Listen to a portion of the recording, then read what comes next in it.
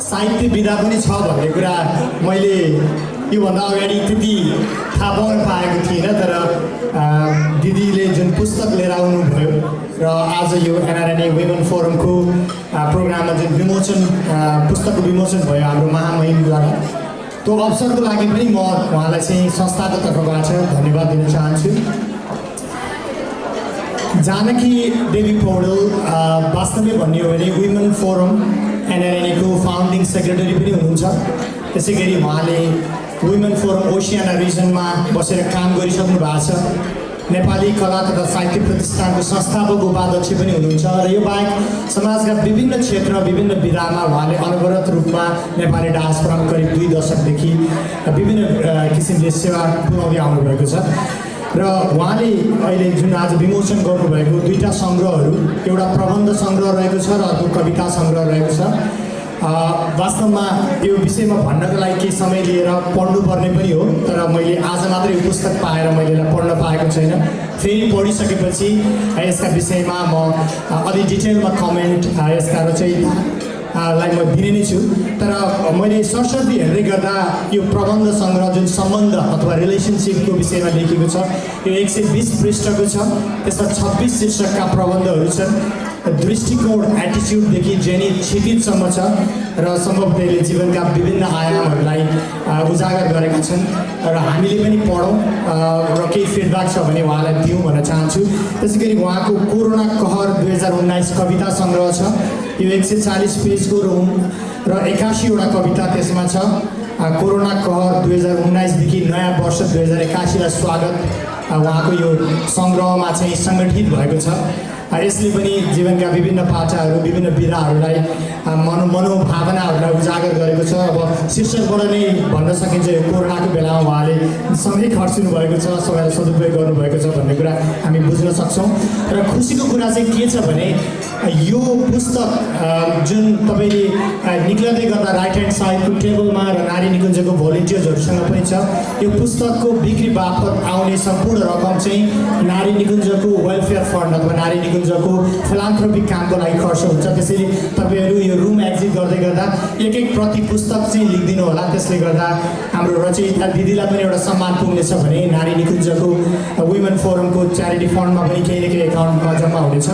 समयको पाबन्दीले गर्दा मैले धेरै कुरा राख्न चाहिनँ, हामी टाइम रन आउट भइरहेका छौँ। तर फेरि पनि यसको जननी रचयिता जानकी देवी पौडेल दिदीलाई विशेष रूपमा आभार प्रकट गर्दै यसको विषयमा केही बोल्ने अवसर दिनुभएकोमा धन्यवाद दिन चाहन्छु। Thank you. Thank you so much Anil पोखरेलज्यू। यसै गरी अब ढिला नगरिकन म यो माइक्रोफोन यस पुस्तककी लेखिका तथा रचनाकार आदरणीय जानकी पौडेलज्यूलाई हस्तान्तरण गर्न चाहन्छु। धन्यवाद। Thank you Manila.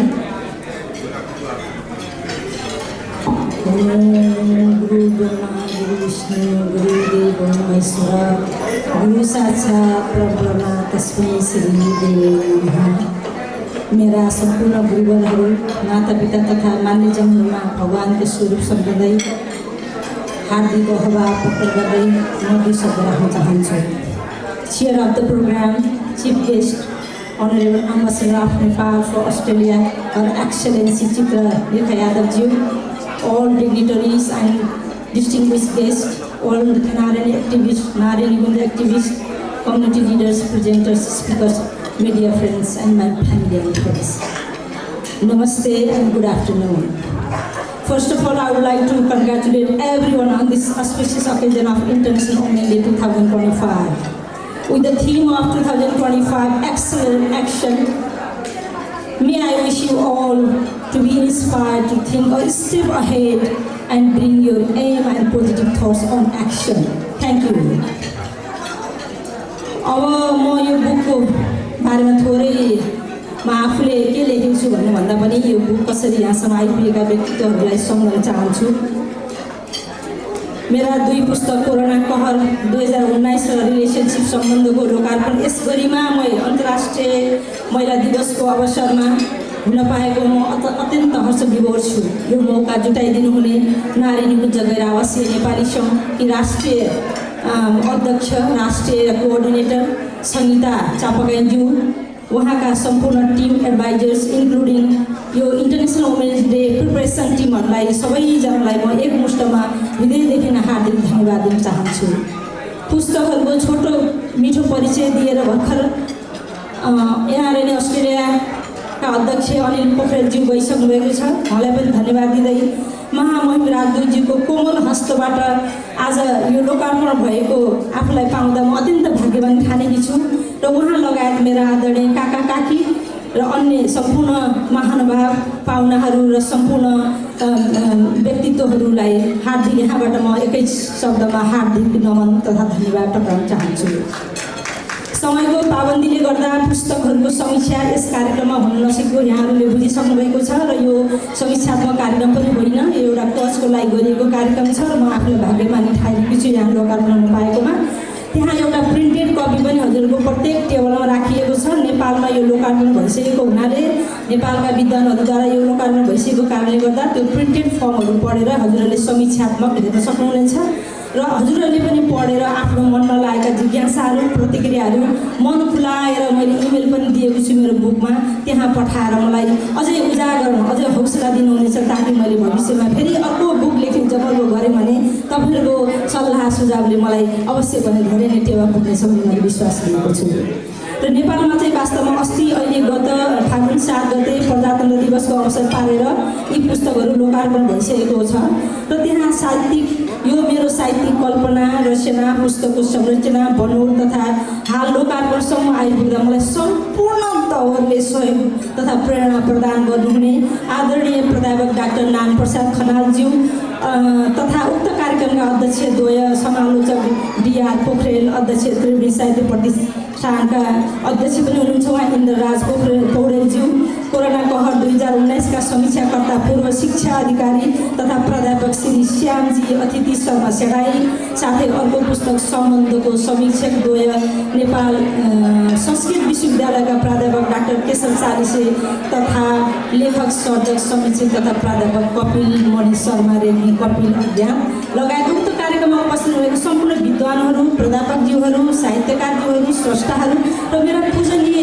परिवारका सदस्यज्यूहरू भाइ बहिनीहरू सबैलाई म यहाँबाट धेरै धेरै नमन माया र धन्यवाद पठाउन चाहन्छु र यो अवसर दिनुभएकोमा नारायण कुञ्जलाई फेरि पनि धन्यवाद दिन चाहन्छु र अस्ट्रेलियामा विशेष गरेर मलाई लेखनमा प्रोत्साहन गर्नुहुने सम्पूर्ण महानुभावहरूलाई हृदयदेखि एकमुष्टमा धन्यवाद व्यक्त गर्दै विशेष गरेर संस्थागत हिसाबकिताबमा NADF the Nepali Times the Nepali Vision NKSSP Narayan Kunj अनि एनआरएनए यी सबै सङ्घ संस्थाबाट मैले आफ्नो लेखन कार्य गरेको छु, बुझेको छु, सिकेको छु, जानेको छु र उहाँहरूका पूर्व सञ्चालक र हालका सञ्चालकहरूलाई पनि यहाँबाट हृदयदेखि धेरै धेरै धन्यवाद टक्राउन चाहन्छु।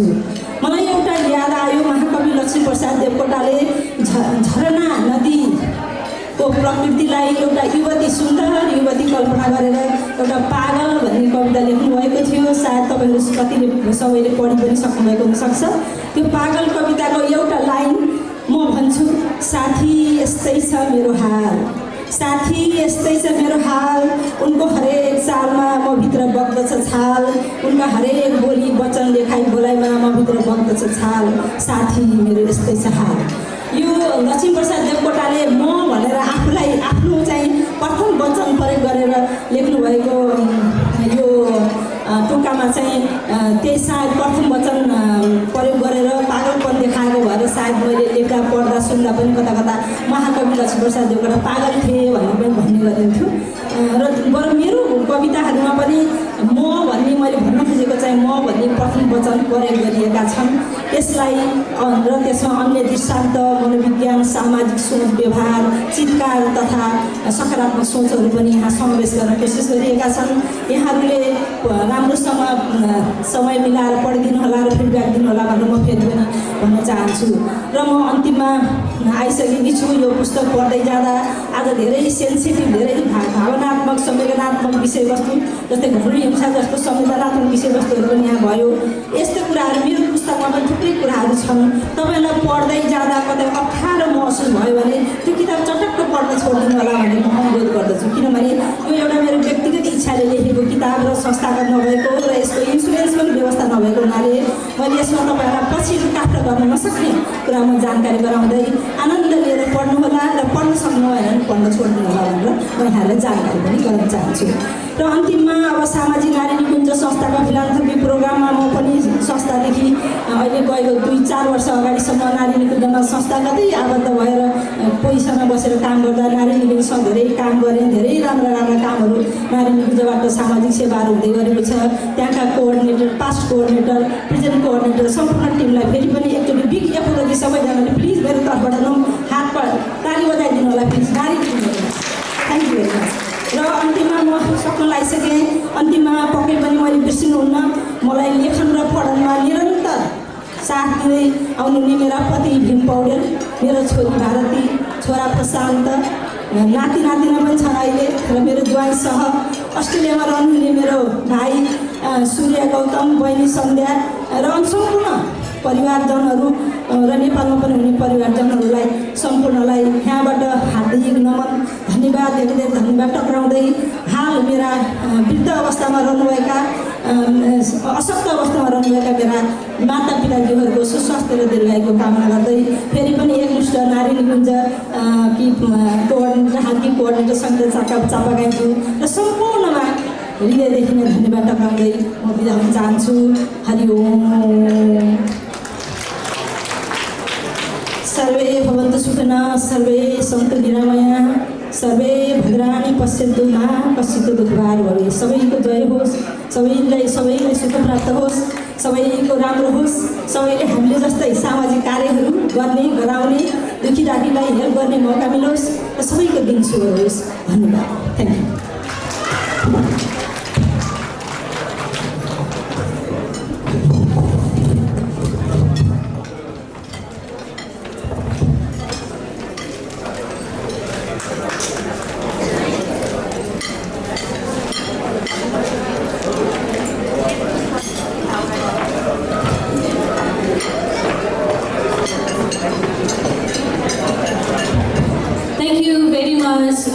जानवी रिमाल पौडेलज्यू। अब हामी कार्यक्रमको अन्त्यतिर आइसकेका छौँ र कार्यक्रमको अन्त्यमा आइपुग्दा यहाँ उपस्थित सम्पूर्ण अतिथिहरूलाई धेरै धेरै धन्यवाद म फेरि पनि दिन चाहन्छु। Thank you very much for your patience र सपोर्ट। तपाईँहरूको यति राम्रो, यति प्यारो माया र साथ अनि सपोर्ट अनि धैर्यता देखेर हामी निकै हर्षित छौँ र तपाईँहरूलाई फेरि पनि हृदयदेखि नै धेरै धेरै धेरै धन्यवाद व्यक्त गर्न चाहन्छौँ हामी कार्यक्रम सञ्चालिकाहरू र हाम्रो सम्पूर्ण टिमको तर्फबाट। अब हाम्रो कार्यक्रम रहेको छ टोकन अफ लभ डिस्ट्रिब्युसनको। Finally to express our gratitude we have token of love distribution program. For that, we would like to request Bhavana Parazuli and Seema Gautamacharya to present token of loves. Bhavana Parazuli Ju is a national member of NRNA Women Forum Australia, and she has been